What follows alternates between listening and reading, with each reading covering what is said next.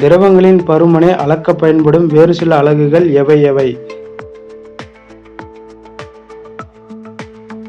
D. இவை அனைத்தும். ஒரு வானியல் அளவு என்பது 1.49 × 10·11 மீட்டர். ஒரு அவுன்ஸ் என்பது எத்தனை மில்லி?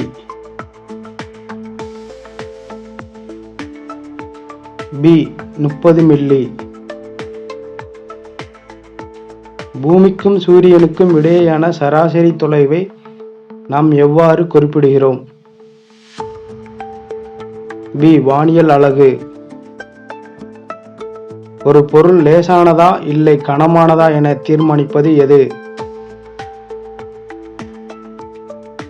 சி. அடர்த்தி. வெற்றிடத்தில் ஒளியின் திசைவேகம் எவ்வளவு? பி. 3 × 10·8 மீட்டர்/நொடி. சூரிய குடும்பத்திற்கு அருகில் உள்ள விண்மீன் எது? பி. Proxima Centauri. ஒளியாண்டு என்பது எதன் அளவு?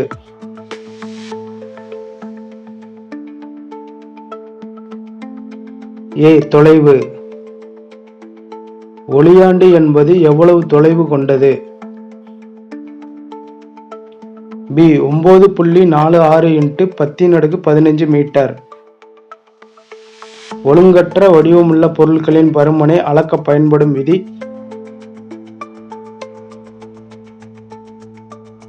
பி. ஆர்க்கிமிடிஸ் விதி. பாதரசத்தின் அடர்த்தி? ஏ. 13,600 kg/m3. கூற்று: ஒரு இரும்பு குண்டு நீரில் மூழ்கும். காரணம்: இரும்பு நீரின் அடர்த்தியை விட அதிக அடர்த்தி கொண்டதால். ஏ. கூற்று காரணம் இரண்டும் சரி. ஓர் இடத்திலிருந்து மற்றொரு இடத்திற்கு பொருள் கடந்து வந்த பாதையின் மொத்த நீளம் எவ்வாறு அளக்கப்படுகிறது? பி. தொலைவு. வான் மற்றும் கடல்வழி போக்குவரத்துகளில் தொலைவினை அளக்க பயன்படும் அலகு எவ்வாறு அழைக்கப்படுகிறது? ஏ. நாட். கீழ்க்கண்டவற்றில் எது சீரான திசைவேகத்தில் இயங்குகிறது? சி. வெற்றிடத்தில் செல்லும் ஒளி. சீரான திசைவேகத்தில் தெற்கு நோக்கி செல்லும் மகிழுந்து 100 மீட்டர் தொலைவினை 4 வினாடிகளில் கடக்கிறது எனில் அதன் திசைவேகம் என்ன? பி. 25 மீட்டர்/நொடி.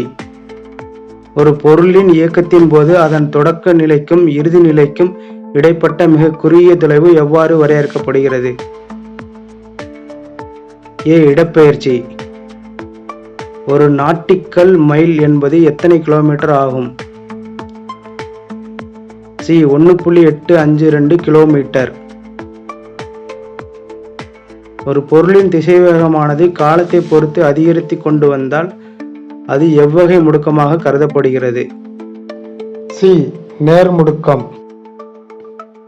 ஒரு பொருளின் எடை முழுவதும் எப்புள்ளியில் செயல்படுவது போல் தோன்றுகிறதோ அப்புள்ளியானது அந்த பொருளின் சி. ஈர்ப்பு மையம்.